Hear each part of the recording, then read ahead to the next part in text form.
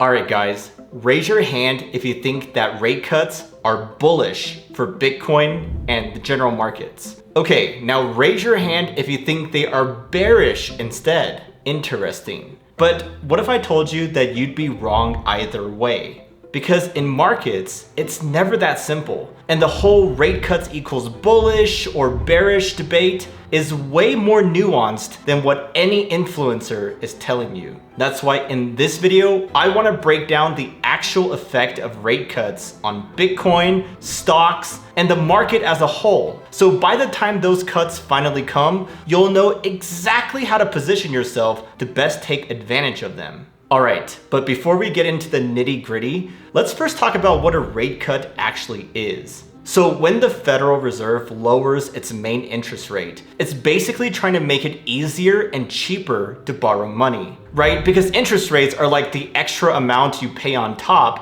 when you take out a loan or if you have some debt. So the act of lowering rates is supposed to get banks to lend more, businesses to invest more, and people just to spend more in general. This means that there's more money sloshing around the system, and stocks and Bitcoin benefit as a result. But here's where the details actually matter. Because most people just look at the headline interest rate, but what really matters is the real rate, which is the interest rate minus the rate of inflation. Right now, the main rate is around 4.5%, but after you factor in inflation, the real rate is closer to 2%. So when real rates are high like they are now, it's a lot tougher for risk assets to compete with good old-fashioned cash. However, when real rates go negative like they did in 2020 and 2021, that's when people can't wait to ditch their cash and pile into Bitcoin, stocks, or anything that can outpace the rate of inflation, right? So that's pretty much why rate cuts get so much hype on Twitter, because cheaper money leads to more spending, more risk taking, and just more capital chasing returns in the markets. Also, right now, you got Goldman Sachs betting on 3 rate cuts before the end of this year. And markets are pricing in a September cut at over 80% chance. Furthermore, there's about $7 trillion in cash just sitting on the sidelines waiting for a reason to rush back in. But beyond all that, if you just look at the numbers, it's easy to see why people are bullish. You got inflation drifting towards the Fed's 2% target, unemployment at just over 4%, and corporate earnings holding up nicely as well. On top of that, Bitcoin has more than doubled this year, and the S&P is hovering near record highs. So on paper, the bull case for rate cuts looks quite convincing. But as you're about to find out, there's way more to the story here. You see, the truth is, rate cuts aren't always a guaranteed green light for the markets. Sometimes they can even be bearish, or at the very least, a sign that trouble is brewing. Now, the first thing you gotta understand is that not all rate cuts are created equal. Like, if the Fed is cutting while the economy is healthy, then sure, markets can rocket. But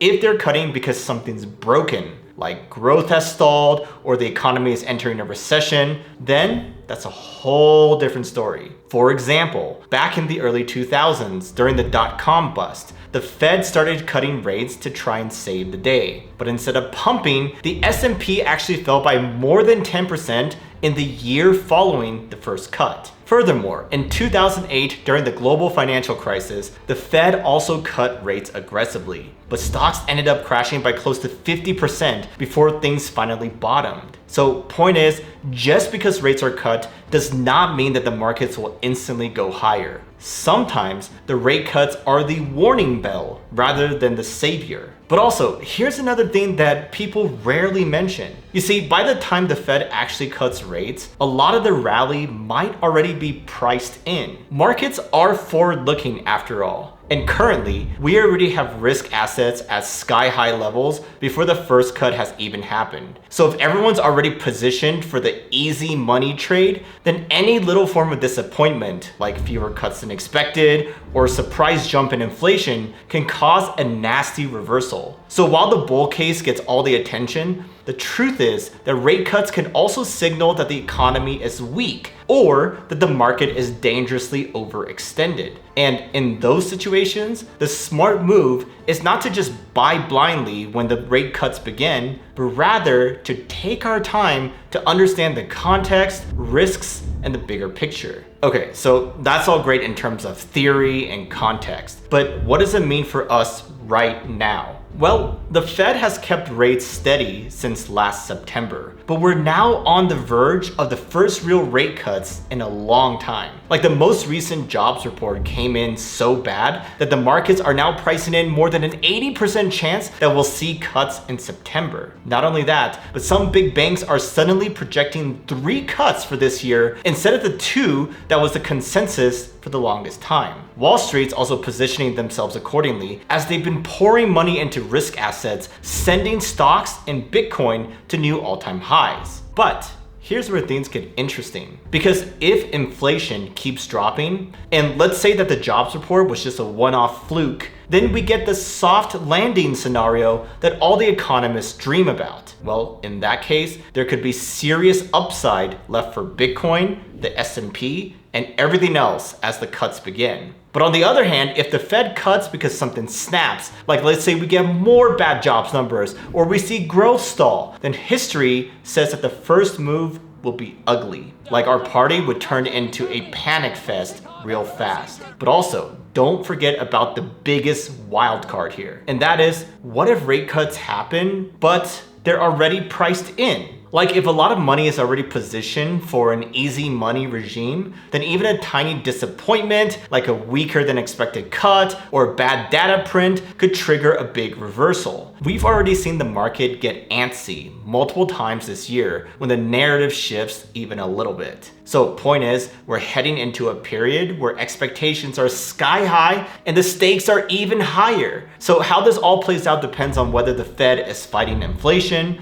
fighting a recession, or just fighting to keep everyone calm. And that's why I think that the smartest thing we can do right now is to just sit on our hands. Instead of buying the hype, we wait and watch how the data unfolds over the next few weeks and be ready to move when we see a signal, because whichever way this goes, it's probably not going to play out the way that most people are expecting. Okay, so that all makes sense, right? But which data should we actually be focusing on? Well, for me, it all comes down to a few key signals. First, I'm going to keep an eye on the real interest rate that I mentioned earlier, because if that starts dropping fast or turns negative, then that's usually risk on mode for assets like Bitcoin. However, if it stays high, then I'm going to be much more careful about deploying capital. Second, I'm going to keep a close eye on the bank's lending practices because real credit growth has been negative lately. So if that flips, it could mean extra fuel for a rally. Third, I'm going to track on-chain flows and ETF demand for Bitcoin. Like, are we seeing steady inflows and coins moving off exchanges? Or are we seeing the opposite, which could mean that the hype is fading? And finally, I'm going to pay attention to the Dollar Strength Index, or DXY, because a weakening dollar often helps Bitcoin and risk assets, but a strong dollar can slam the brakes on everything. So, point is, if you focus on these signals instead of what's trending on X, then you'll have a much better understanding of how these upcoming rate cuts will actually affect our bags. So yeah, if you're just watching the headlines, you're already behind. The real advantage comes from tracking the signals that most people ignore. And honestly, that's exactly what we're doing every single week inside of Retail DAO. We're a community of like-minded investors, and we're not just reacting to the same Twitter drama as everyone else. We're sharing notes, calling out moves in real time, and making sure nobody gets blindsided by the next big move. So if you want to stop playing catch up and actually get ahead of the market, just check us out using the link below.